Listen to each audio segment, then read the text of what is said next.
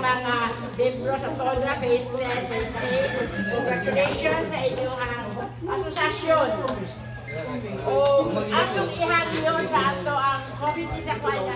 Kamo rin ako yung kanang livelihood nga. Pasalang i-approve ni Kagawando sila. Masih ka sa mas surprising lang. Atong kan-anak. Diba? O gani ka may lang. Huwag ka na magbuhat kung feasibility study. Kaya para at least ma-forward ang grant.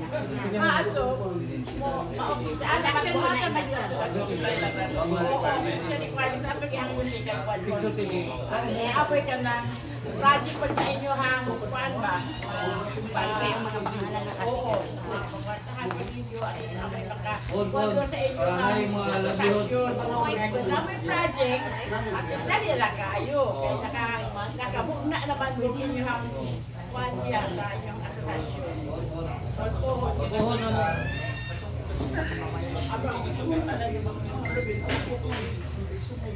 Hindi sa area. Pag-lisod na niya na kung naman Kasi magabalik ko saan sa pwede pa siguro for the meantime, kana lang sa organizing. Kinahanglan naman yun na, kasi mga private diha. At least, naka-exclusive na ta, mga